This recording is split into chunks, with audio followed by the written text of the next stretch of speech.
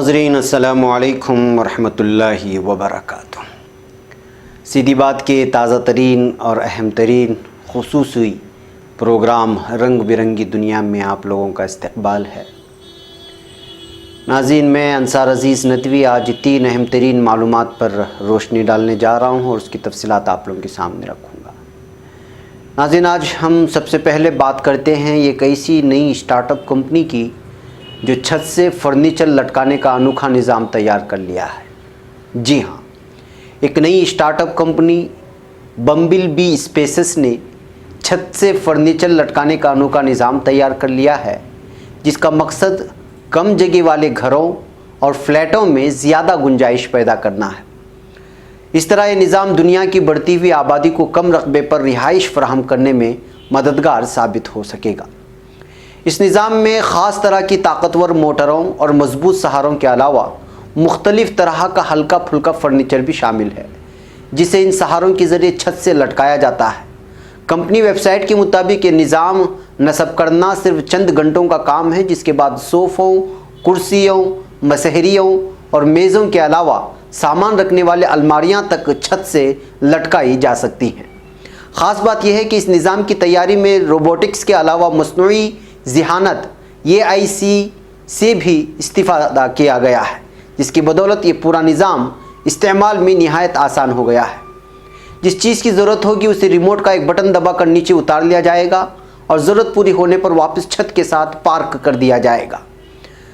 यूँ छोटे से फ्लैट में रहने वालों को भी अच्छी खासी खुली और कुशादा जगह मैसर आ जाएगी।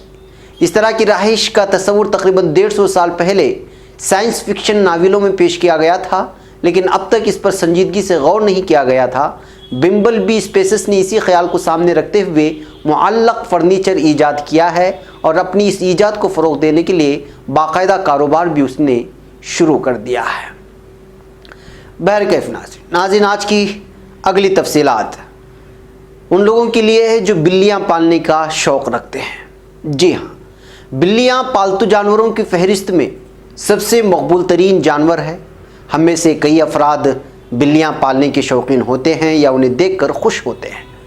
आज हम आपको कुछ ऐसी ज़रूरी मालूमात बता रहे हैं जो आपके लिए जानना बेहद ज़रूरी है कि अगर आप किसी बिल्ली के मालिक हैं तो इन मालूमात का रखना ज़रूरी है।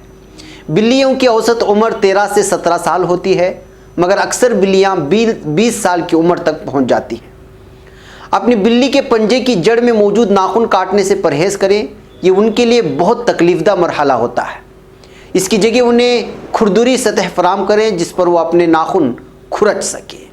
ये इसलिए भी ज़रूरी है कि खुरचने से बिल्लियों के पुराने नाखून टूट जाते हैं और नए उग आते हैं, जो उनके लिए ज़रूरी है। अलबत्ता नाखून बहुत बढ़ जाए तो हर 2 से 3 हफ्ते बाद उन्हें काटा जा सकता है। अगर आपके घर में बिल्ली के अलावा दूसरे पालतू जानवर भी हैं तो तमाम जानवरों को एक दूसरे से मुतारिफ़ करवाएं ताकि वो एक दूसरे के दोस्त बन सके। अंगूर, किशमिश और खमीर का आटा आपकी बिल्ली के लिए नुकसानदा है, लिहाजा ये चीज़ें कभी भी उसे खाने के लिए ना दें। बिल्लियाँ अपने आप को चाट कर साफ़ सुथरा रखती हैं। अगर आप उनके बालों को कंघा करने की कोशिश करेंगे तो उन्हें तकलीफ़ होगी और उनके बालों की तादाद में भी कमी आती चली जाएगी। इस तरह बिल्लियों को नहलाने की भी कोई ज़रूरत नहीं। बाज़ बिल्लियाँ पानी से बहुत ज़्यादा घबराती हैं। बिल्लियों के कान साफ़ करने के लिए जानवरों के डॉक्टर एयर क्लीनर तजवीज़ करते हैं, जिन्हें एहतियात से इस्तेमाल किया जा सकता है। बिल्लियों के दांत साफ़ करना एक मुश्किल काम है, ताहम कोशिश करके हफ्ते में 1 से 2 बार ये काम करना आपकी बिल्ली को सेहतमंद रखेगा। लेकिन याद रहे कि इसके लिए आपको जानवरों के लिए मखसूस टूथपेस्ट इस्तेमाल करना है। नरम रुई से बिल्लियों की आँखें साफ़ करना भी ज़रूरी है। 2 बिल्लियाँ आपस में कभी भी मियाँव करके बात नहीं करती, तो जब भी आपकी बिल्ली मियाँव करे जान ले कि वो आपसे मुखातब है। बिल्ली के पंजों में मौजूद गोश्त निहायत हसास होता है, लिहाजा उसे छूने से हत्तल इम्कान गुरेज करें। बिल्लियों को प्यास भी बहुत लगती है, लिहाजा उनके लिए हर वक्त ऐसी जगह पानी रखें जहां वो बआसानी पहुंच सके। पालतू बिल्लियों को बाकायदगी से डॉक्टर के पास ले जाकर उनकी ज़रूरी वैक्सीनेशंस भी करवाते रहें ताकि साफ़ सुथरे रहें और उनकी सेहतमंद रहें। और आपकी बिल्ली खाना नहीं खा रही तो उसकी खुराक को पानी में भिगो कर खिला दें। और हाँ, बिल्लियों को इंसानी लम्स बेहद पसंद होता है, चुनांचे उसे अपने हाथ अपने साथ लिपटा कर बिठाएं और सुलाएं। ये न सिर्फ आपकी बिल्ली को खुश करेगा बल्कि आपको डिप्रेशन से भी निजात दिलाएगा। اگر آپ کو یہ خبر پسند نہیں آئی تو برائے مہربانی نیچے کمنٹس میں اپنی رائے کا ضرور اظہار کریں، اور اگر آپ کو یہ مضمون پسند بھی آیا ہے تو آپ اپنے جو ہے کمنٹ سے ضرور ہمیں واقف کروائیں۔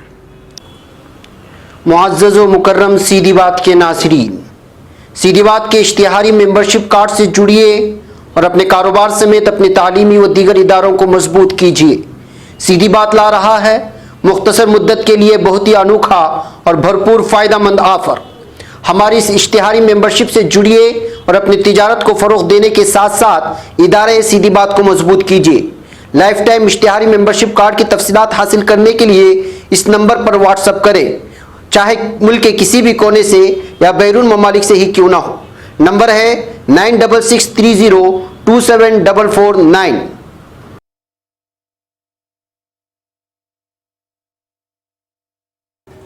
بہرکیف ناظرین، اب ہم لوگ چلتے ہیں تیسری خبر کی جانب۔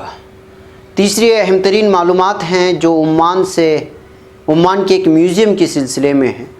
اردن نے بحر حمر کے کنارے اپنے پہلے انوکھے میوزیم کا افتتاح کیا ہے، جسے زیر آب عسکری عجائب گھر قرار دیا جا سکتا ہے۔ دلچسپ بات یہ ہے کہ اپنی تکمیل کے بعد یہ میوزیم مکمل جنگی فارمیشن کو ظاہر کرے گا۔ اردن کی حکومت نے اب تک ٹینک، ہیلی کاپٹر اور بختربند گاڑیاں پانی کی گہرائی میں اتاری ہیں جو اب سمندر کے فرش پر موجود ہیں۔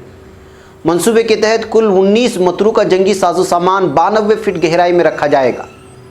یہ میوزیم غوطہ خوری کے لیے مشہور عقبہ کے نام پر بنایا گیا ہے۔ منصوبے کے تحت کئی ٹینک، عسکری کرین اور بختربند گاڑیاں، اینٹی ایئر کرافٹ گن اور جنگی ہیلی کاپٹروں کو اس میوزیم کی زینت بنایا جائے گا۔ عقبہ اکنامک زون کے ترجمان کے مطابق تمام عسکری سامان مونگے اور مرجانی سلسلوں یعنی کورال ریفس کے پاس رکھے گئے ہیں، اور تمام فوجی گاڑیوں کو عین فوجی فارمیشن کی صورت میں رکھا گیا ہے۔ ترجمان کے مطابق اس عجائب گھر کا مقصد غوطہ خوری، کھیل، ماحولیات اور میوزیم کا عنصر ایک جگہ قائم کرنا ہے۔ یہ اسکوبا غوطہ خوروں اور سیاحوں اور شیشے کے پیندے والی کشتیوں کے لیے ایک خوبصورت نظارہ فراہم کرے گا۔ میوزیم کی افتتاحی تقریب کے موقع پر اردن کی فوجی دھن بجائی گئی اور لوگ فنکاروں کے گروپ نے بھی اپنے فن کا مظاہرہ کیا۔ اس علاقے میں ملکی اور غیر ملکی غوطہ خور بحر حمر کے حسین کورال ریفس دیکھنے آتے ہیں۔ اب عالمی تپش اور آب و ہوا میں تبدیلی کی وجہ سے یہ مرجانی چٹانیں بہت تیزی سے تنزلی کی شکار ہوتی جا رہی ہیں۔ ماہرین نے سمندر میں فوجی ساز و سامان اتارنے پر اپنی تشویش کا اظہار کرتے ہوئے اردن پر تنقید کی ہے۔